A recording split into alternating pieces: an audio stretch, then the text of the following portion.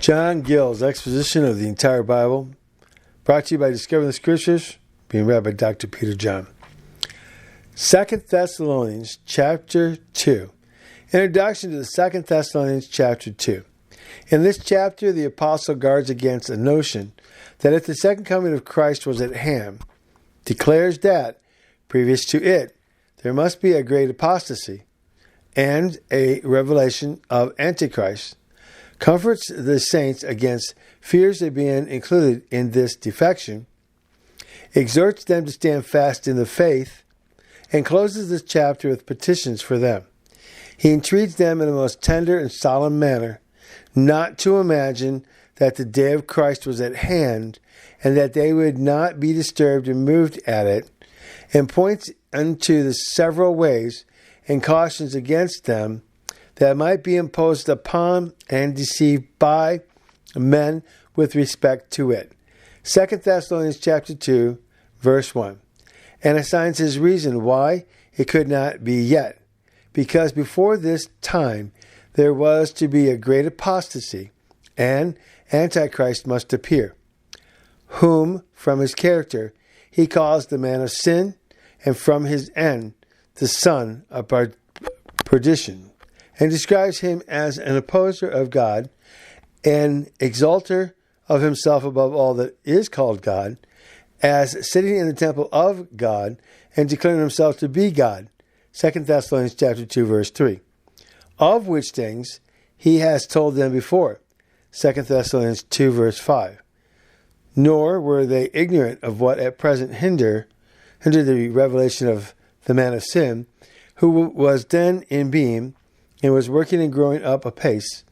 Only there was something, the Roman Empire, which hindered and would continue to do so until the fixed time of his revelation was up. 2 Thessalonians chapter 2, verse 6.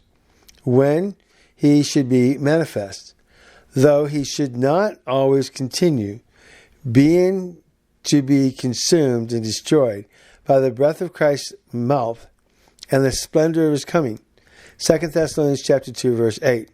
And the appearance of Antichrist in the world being a matter of considerable importance, it is described by being after the working of Satan, and as attended with lying and false miracles, and with all deceitful and unrighteous doctrines and practices, which reprobate men would be left to give into, as a punishment of their not receiving cordially the truth of God, his gospel, upon which God would give them to such judicial blindness as to give credit to a lie, which would bring on their final damnation, they being not the truth, but taking pleasure in unrighteousness.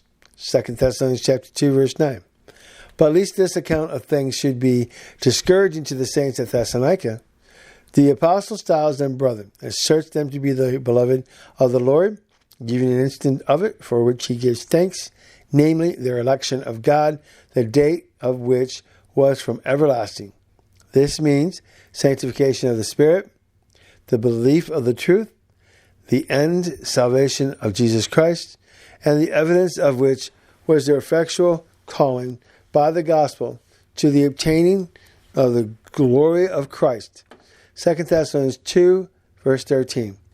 And then he exhorts them to stand fast in the doctrines that have been taught them, either in an expository way or by the mystery of the word. 2 Thessalonians chapter 2, verse 15, and concludes the chapter with petitions for them made to God the Father and to Christ, who loved and comforted them, and given them good hope of everlasting things, that they might be comforted more and more and be established in every good doctrine and practice. 2 Thessalonians chapter 2, verse 16. End of the introduction of 2 Thessalonians chapter 2.